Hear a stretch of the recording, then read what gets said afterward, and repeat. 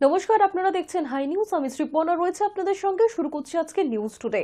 শনিবার নির্ধারিত দেশের রাজধানীর রাজনৈতিক ভবিষ্যৎ, সেই রাজনৈতিক ভবিষ্যতের দিক থেকেই পিছিয়ে গেলেন দিল্লির প্রাক্তন মুখ্যমন্ত্রী অরবিন্দ কেজরিওয়াল। ভোট পর্ব মিটেছে আগেই, এবার গণনার পালা। শনিবার নির্ধারিত দেশের রাজধানীর রাজনৈতিক ভবিষ্যৎ, সেই রাজনৈতিক ভবিষ্যতেই পিছিয়ে গেলেন দিল্লির প্রাক্তন মুখ্যমন্ত্রী অরবিন্দ কেজরিওয়াল।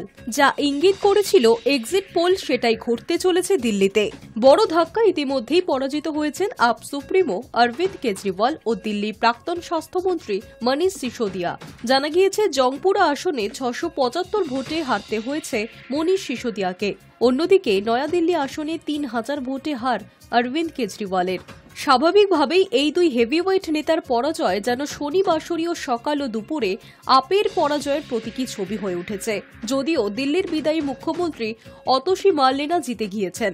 কালকাজি কেন্দ্র থেকে শেষ পর্যন্ত জিতেছেন দিল্লির মুখ্যমন্ত্রী অতসী মার্লেনা। শেষ রাউন্ড পর্যন্ত রমেশ বিধুরির সঙ্গে হাড্ডাহাড্ডি লড়াই চলেছে তার।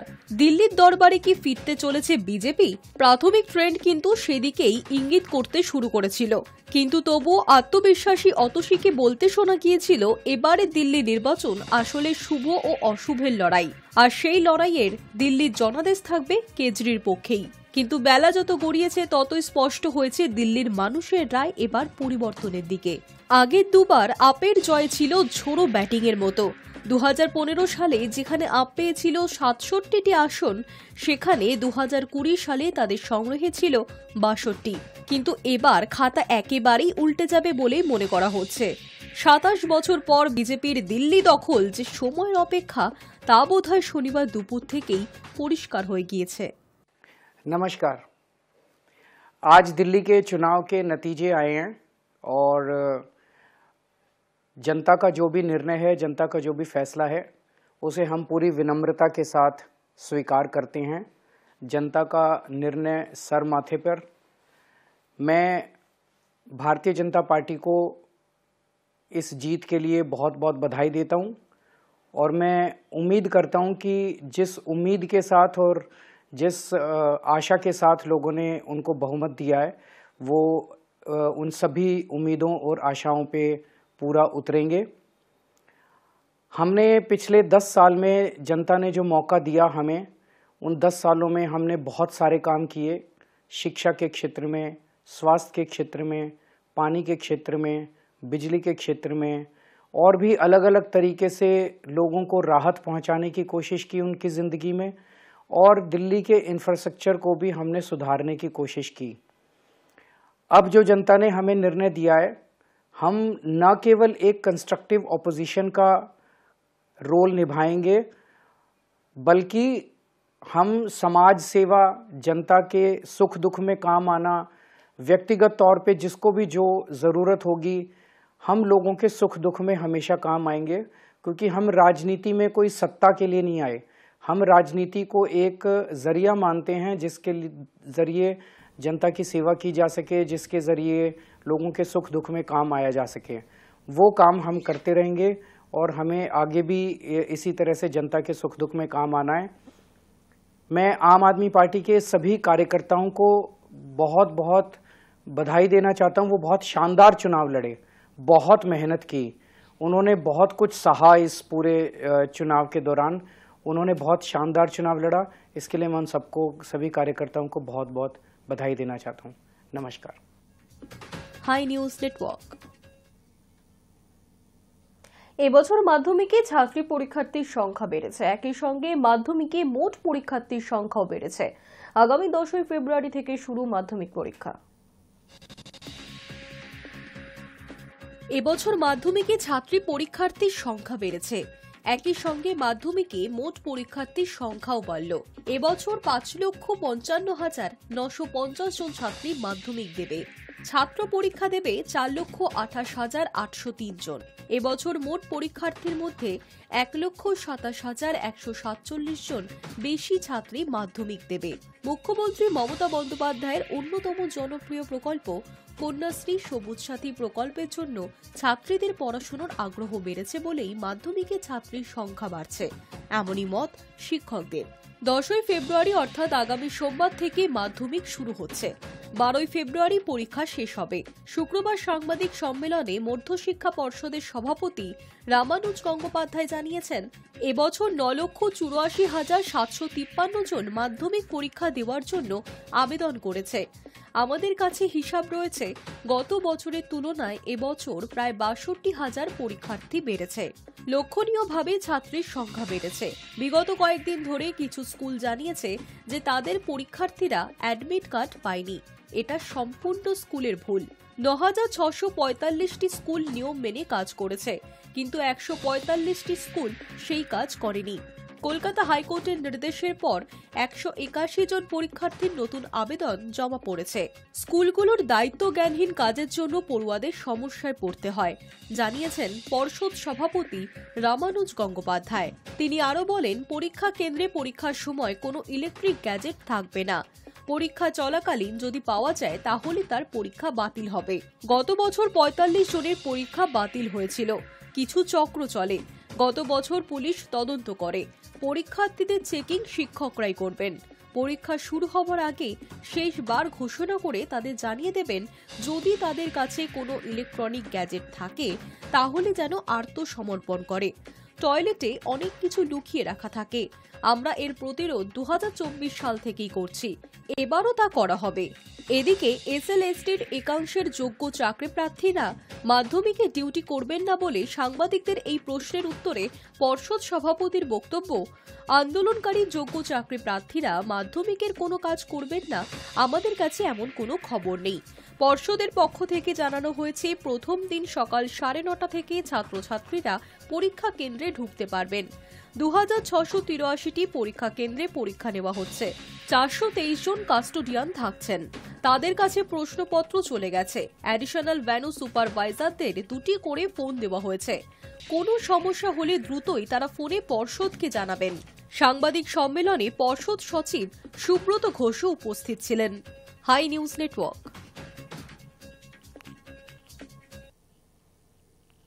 বেআইনিভাবে মালপত্র বহন করা ঠেকাতে শিয়ালদা স্টেশনে অভিযান চালালেন আধিকারিকেরা। দূরপাল্লার ট্রেন ছাড়াও লোকাল ট্রেনে যাত্রীদের একাংশের অতিরিক্ত পরিমাণে মাল বহনের কারণেই অন্য যাত্রীদের অসুবিধার মুখে পড়তে হয়। বৃহস্পতিবার বেআইনিভাবে মালপত্র বহন করা ঠেকাতে শিয়ালদা স্টেশনে অভিযান চালিয়েছেন আধিকারিকেরা।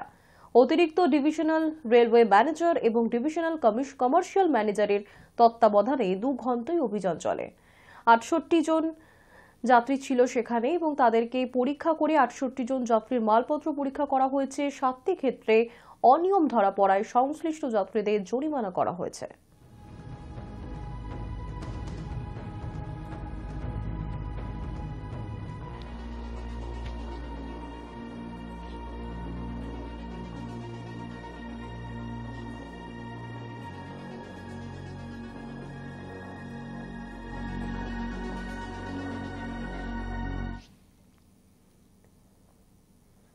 আমেরিকার জাতীয় নিরাপত্তা সংক্রান্ত গোপন তথ্য আর পাবেন না বাইডেন। দেশের প্রাক্তন প্রেসিডেন্টরা এই সুবিধা পেয়ে থাকেন, কিন্তু বাইডেনের ক্ষেত্রে ট্রাম্প তা প্রত্যাহার করলেন। ক্ষমতায় থাকাকালীন ঢিল ছুঁড়েছিলেন আমেরিকান প্রাক্তন প্রেসিডেন্ট জো বাইডেন। এবার ক্ষমতা দখলের পর তাকে পাটকেল ফিরিয়ে দিলেন ডোনাল্ড ট্রাম্প। তুলে নেওয়া হলো বাইডেনের নিরাপত্তার ছাড়পত্র। এর ফলে আমেরিকার গোপন তথ্যাবলী আর বাইডেন হাতে পাবেন না। তার কাছে আর কোনো গোপন খবরও পৌঁছাবে না। ক্ষমতাচ্যুত হলেও প্রাক্তন প্রেসিডেন্টরা এই সুবিধা পেয়ে থাকেন। 2021 সালে ট্রাম্পের ছাড়পত্র তুলে নিয়েছিলেন বাইডেন। এবার তার প্রতিশোধ নিলেন রিপাবলিকান নেতা। সে কথা অস্বীকার করেননি তিনি। নিজের সমাজ মাধ্যমে ট্রাম্প লিখেছেন, বাইডেনের গোপন তথ্য পাওয়ার আর কোনো প্রয়োজন নেই। আমরা তার এই সংক্রান্ত নিরাপত্তার ছাড়পত্র প্রত্যাহার করছি। প্রতিদিন তার কাছে যে গোপন খবরগুলো যেত তা আর যাবে না। এরপর ট্রাম্প লিখেছেন, এই উদাহরণটি তৈরি করেছেন বাইডেন নিজেই।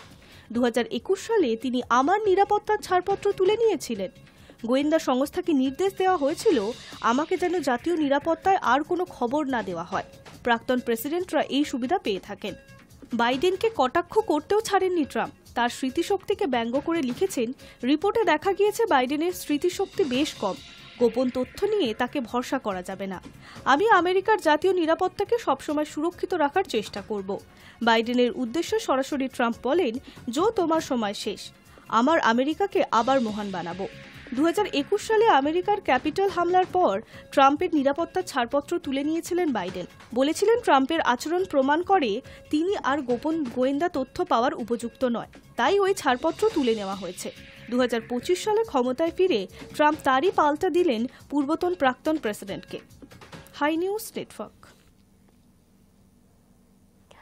কলকাতায় ভিকি কৌশল, কলকাতাবাসীর মন জিতে ভিকি কৌশলী দারুণ প্রচার কৌশলী। হলুদ ট্যাক্সিতে চেপে ঘুরলেন কলকাতাও। কলকাতাবাসীর মন জিততে ভিকি কৌশলে দারুণ প্রচার কৌশলী। শুক্রবার শহর তিলোত্তমায় পা রেখেই গুড়ের রসগোল্লা সন্দেশ চেখে দেখেছেন তিনি। তারপর দিনভর শহরের বুকে ইতিউতি ছাবার প্রচার সারলেন বলিউড অভিনেতা। কখনো হলুদ ট্যাক্সিতে চড়ে ঝড়ঝড়ে বাংলায় সপরিবারে তার আগামী সিনেমা দেখার অনুরোধ জানালেন, তো কখনো বা আবার প্রিয়া সিনেমা হলে দেরি করে আসার জন্য ক্ষমা চেয়ে নিলেন বলিউড অভিনেতা। কলকাতায় এসে বলিউড তারকাদের হলুদ ট্যাক্সি চড়া মাস্ট। অতীতেও হিন্দি সিনেমার প্রমোশনে বহু তারকারা কলকাতায় এসে হলুদ ট্যাক্সি ব্যবহার করেছেন। ভিকিও সেই কৌশলই অনুসরণ করলেন, তবে এক্ষেত্রে তাকে অন্যান্য তারকাদের থেকে আলাদা করে দিল তার বাংলা বলার ধরন। দু একটা শব্দ বাদে পাঞ্জাবি পরিবারের ছেলে রীতিমতো ঝরঝরে বাংলায় কথা বলে তাক লাগিয়ে দিলেন। ট্যাক্সির ভিতরে চালকের পাশের আসনে বসেই করজোড়ে নমস্কার জানিয়ে কলকাতার কুশল মঙ্গল জানতে চাইলেন। তারপরে ভিকি কৌশল বললেন, আমার সিনেমা আসছে ছাবা, তাড়াতাড়ি পরিবার আর বন্ধুদের সঙ্গে গিয়ে ছাবা দেখে আসুন, কারণ এবছর ভ্যালেন্টাইন্স ডে নয়, 14 তারিখ ছাবা দিবস। এহেন বাংলা বলেই ট্যাক্সি চালককে অভিনেতা জিজ্ঞেস করলেন, কি ঠিক আছে তো? তৎক্ষণাৎ সেই চালক ভিকি কৌশলকে বড় সার্টিফিকেট দিলেন। এরপরই ট্যাক্সি ছাড়ার জন্য চালককে বাংলাতেই বললেন, চলো। নমস্কার কলকাতা, কেমন আছে? আমার সিনেমা আসছে ছাবা, তাড়াতাড়ি যান, পরিবার আর বন্ধুদের সঙ্গে গিয়ে ছাবা দেখো। কেন কি এই বছর ভ্যালেন্টাইন্স ডে না, ছাবা দিবস আসছে। আমিও দেখতে যাবো আপনার চলো, পুটিং দ্য ফ্রেম, ছাবা। আমি তোমাকে ভালোবাসি। সেদিন অভিনেতার পরনে কালো পাঞ্জাবি, গলায় রং মিলান্তি উত্তরীয়। প্রিয়া সিনেমা হলে নির্ধারিত সময়ের 2 ঘন্টা দেরিতে আসার জন্য ক্ষমা চেয়ে নিয়েই ঝরঝরে বাংলায় জিজ্ঞেস করলেন, ট্রেলার দেখে গায়ে কাটা দিল? ততক্ষণে দর্শক আসন থেকে উল্লাস করতালি চিৎকারে ভরে উঠল প্রেক্ষাগৃহের গর্ভগৃহ। নমস্কার কলকাতা, কেমন আছে? আমার সিনেমা আসছে ছাবা, তাড়াতাড়ি যান, পরিবার আর বন্ধুদের নিয়ে যাব। কেন কি এ বছর ভ্যালেন্টাইন্স ডে না, ছাবা দিবস আসছে। সম্প্রতি ছাবা সিনেমার গান নিয়ে যে বিতর্কের সৃষ্টি হয়েছে, কলকাতায় এসে সেই বিষয়ে মুখ খুলেছেন অভিনেতা। সাফ জানালেন, কোনো একটি দৃশ্যের তুলনায় সম্ভাজি মহারাজের গল্পটা দর্শকের কাছে তুলে ধরা আমাদের কাছে অনেক বেশি গুরুত্বপূর্ণ। ছাবা সিনেমায় ছত্রপতি সম্ভাজির চরিত্র ফুটিয়ে তুলবেন ভিকি। ছত্রপতি শিবাজি মহারাষ্ট্রের আবেগ। এবার তার পুত্রের গৌরবময় রাজ্যপাটের কাহিনী যখন পর্দায় প্রথমবার ফুটে উঠবে, তখন তার উপর যে আতশ কাজ থাকবে সেটাই স্বাভাবিক। সম্প্রতি জয় ভবানী ধ্বনিতে ছাবা ট্রেলার প্রকাশ্যে নিয়ে এসেছেন ভিকি কৌশল। সেখানেই দেখা গেল সম্ভাজির সেই তেজ, যেখানে একা হাতে তাকে শত্রু দমন করতে দেখা যাচ্ছে। এই সিনেমার জন্য 25 কিলো ওজন বাড়িয়ে তিনি যে কসরত করেছিলেন, তা যে বড় পর্দায় বিফলে যাবে না, তারই ইঙ্গিত মিলল পয়লা ঝলকেই। ভিকির অনুরাগীরা বলছেন, গায়ে কাটা দিচ্ছে। ছত্রপতি সম্ভাজি মহারাজের চরিত্রে ভিকি কৌশল এক কথায় দুর্ধর্ষ। সম্ভাজির স্ত্রী জেশুবাইয়ের ভূমিকায় নজর কেড়েছেন রশ্মিকা মন্দানা। এই পিরিয়ড ড্রামা যে বলিউডের বক্স অফিসে বড় জোয়ার আনতে পারে সেটা ট্রেলারেই হুঙ্কার দিয়ে গেল। অন্যদিকে ঔরঙ্গজেবের ভূমিকায় অক্ষয় খান্না আরও বেশি আলোড়ন ফেলে দিয়েছেন। High news network. মুসলিম কিন্তু গরুর মাংস ছুঁয়ে পর্যন্ত দেখেন না সলমান খান, নেপথ্যে হিন্দু ধর্মের প্রতি শ্রদ্ধা। এমনিতেই সব ধর্মের প্রতি শ্রদ্ধাশীল খান পরিবার। তাঁদের বাড়িতে মিশ্র সংস্কৃতিতে বিয়ের চল রয়েছে। তাঁদের বাড়িতে যেমন গণেশ পুজো ঘটা করে হয়, তেমনি আয়োজন করা হয় ঈদের অনুষ্ঠান। বছর কয়েক আগে টেলিভিশন চ্যানেলের একটি শোয়ে সালমান জানান তিনি গরুর মাংস কিংবা শুয়োরের মাংস ছুঁয়ে দেখেন না। সালমানের বাবা সেলিম খান মুসলিম, মা সালমা খান হিন্দু, সৎ মা হেলেন খ্রিস্টান। সেই কারণেই সব ধর্মের প্রতি যে তার সমান শ্রদ্ধা সে কথা জানান তিনি। আর গোমাংস খান না মায়ের জন্য। সকলেই জানেন সালমান তার মাকে কতটা ভালোবাসেন। সালমান তার মায়ের ভীষণ কাছের। সালমানের কথায় গরুকে আমরাও ভীষণ মানি। আমার মা যেহেতু হিন্দু সে কারণে। আমাদের পরিবার প্রকৃত অর্থেই ভারতীয়। ছেলে সালমান খানকে নিয়ে প্রায় কথা বলেন বাবা সেলিম খান। নিজেই জানিয়েছেন কেন বিয়ে করছেন না সালমান। নিজের ব্যক্তিগত জীবন নিয়েও কোনো রাগঢাক রাখেন না ভাইজানের বাবা। দুই স্ত্রী সালমা খান ও হেলেনকে নিয়ে মন্তব্য করেন তিনি। দুই স্ত্রীর জন্য গর্ববোধ করেন সেলিম খান। দুই স্ত্রীর জন্যই নাকি পরিবারের সম্প্রীতি বজায় থাকে। Hi news network. যুব ভারতীতে ইস্টবেঙ্গলের নতুন ফরওয়ার্ড মেসি ঠিক হয়ে গেল জার্সি নাম্বারও। জানুয়ারি মাসটা খুব কঠিন গিয়েছে ইস্টবেঙ্গলের কাছে। 5টি ম্যাচের মধ্যে 3টিতেই হেরেছে তারা, জয় এবং ড্র একটি করে। 5টি ম্যাচই বড় দলের বিরুদ্ধে খেলতে হয়েছে, যার মধ্যে রয়েছে কলকাতা ডার্বিও। ইস্টবেঙ্গলের সুপার সিক্সে ওঠার কাজটা এখনো অবধি কঠিন ঠিকই, তবে অঙ্কের হিসেবে সম্ভাবনা পুরোপুরি মিলিয়ে যায়নি। তাই সুপার সিক্সকে লক্ষ্য করেই এগোতে চান কোচ অস্কার ব্রুজো। শনিবার ঘরের মাঠে চেন্নাইয়ান এফসির মুখোমুখি হওয়ার আগে সে কথা জানালেন তিনি। অস্কারের কথায় সুপার সিক্স এখনো স্বপ্ন, এখনো তা অর্জন করা সম্ভব, তবে কাজটা কঠিন। প্রথম 6টা ম্যাচ হারার পর সুপার সিক্সের স্বপ্ন অনেকটাই কমে গিয়েছে। তবে এখন আমাদের হাতে 6টা ম্যাচ রয়েছে, দেখা যাক কি হয়। আপাতত চেন্নাইয়ার ম্যাচে ফোকাস করছি। অস্কার জানিয়েছেন জানুয়ারিতে কঠিন দলগুলোর বিরুদ্ধে খেলতে হয়েছে, সেই তুলনায় ফেব্রুয়ারির সূচি অনেক ভালো। তিনি বলেছেন আমরা এখন রূপান্তরের মধ্যে রয়েছি, সবকিছুই ভালো এগোচ্ছে। ভালো খেলোয়াড়দেরও এক এক করে ফিরে পাচ্ছি। সাউল, রাকিব, লাকড়া ফিরেছে, সেলিস রয়েছে, মেসিও দলে যোগ দিয়েছে। আশা করি শেষ পর্বে ভালো কিছু হবে। জানুয়ারিতে চোট আঘাতে বিধ্বস্ত ছিল ইস্টবেঙ্গল। পরিস্থিতি এখন যে অনেকটাই ভালো তা অস্কারের কথাতেই বোঝা যাচ্ছে। এই দিন দুপুরে শহরে পৌঁছন রাফায়েল মেসি বৌলি। সময় নষ্ট না করেই ক্যামেরুনের এই ফরওয়ার্ড যুব ভারতে চলে আসেন কোচ ও সতীর্থদের সঙ্গে দেখা করতে। তার হাতে 28 নম্বর জার্সি তুলে দেন কোচ। তবে শনিবার তার খেলার ব্যাপারে নিশ্চয়তা দিতে পারলেন না অস্কার। বৌলি এদিন মাঠে নামলেও অনুশীলন করেনি। আর এক বিদেশি সেলিসকে মাঠের বাইরে রিহ্যাব করতে দেখা গিয়েছে। ইস্টবেঙ্গলের কোচ বলেছেন মেসি সবে দলে যোগ দিয়েছে, কিছুক্ষণ আগেই ওর সঙ্গে কথা হলো, দেখা যাক আজ কি করে। আপাতত রিকভারি করবে, রাতে জিম করবে। কাল সকালে ওর সঙ্গে কথা বলে জিজ্ঞাসা করবো 10-20 মিনিট খেলতে পারবে কিনা। ও যা বলবে সেটার উপর নির্ভর করেই দল সাজাবো, না হলে মোহামেডান ম্যাচে ওকে নামাবো। এছাড়া সাউল গত কয়েকদিন ধরেই ভালো অনুশীলন করছে, চেন্নাইয়ের ম্যাচে কয়েক মিনিট ওকে খেলাতে পারি। ক্লেটন সিলভা চোটে আরও কিছুদিন মাঠের বাইরেই থাকবেন, তার জায়গায় বড় ভূমিকা নিতে পারেন বৌলি। তবে মরশুম থেকে ছিটকে যাওয়া হিজাজি মাহেরের পরিবর্তে হিসাবে কাউকে নেওয়া হবে কিনা তা নিয়ে ধোঁয়াশাই রাখলেন। অস্কারের কথায় হিজাজির পরিবর্তন নিয়ে আমরা ক্লাবের সঙ্গে রোজ আলোচনা করছি, তাই জন্যই আক্রমণ ভাগের একজনকে সই করিয়েছি। রক্ষণের খেলোয়াড়েরা আপাতত ভালোই খেলছে।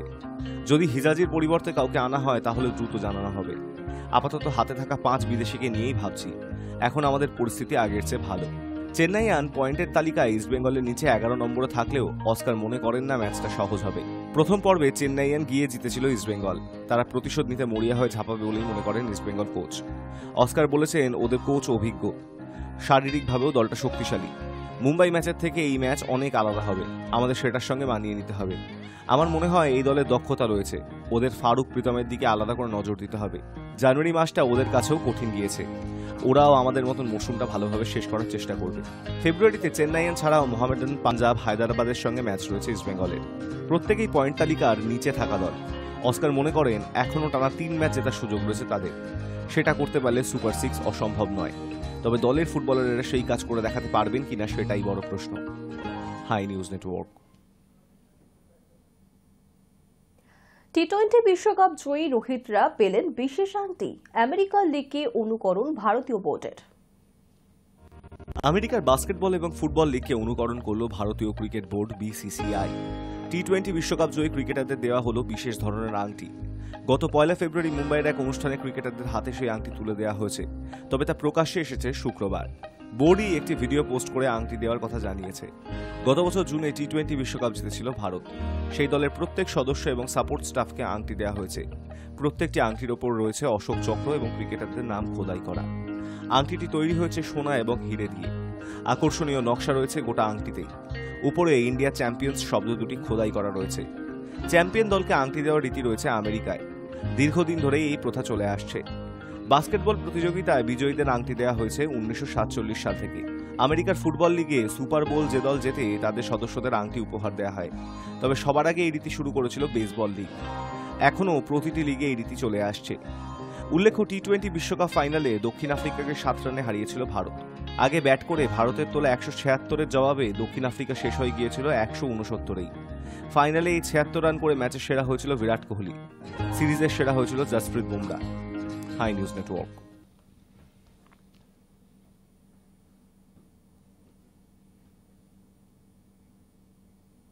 নিউজ টুডে এখনকার মতো এই পর্যন্তই। দেখতে থাকুন হাই নিউজ, নির্ভীক নিরপেক্ষ।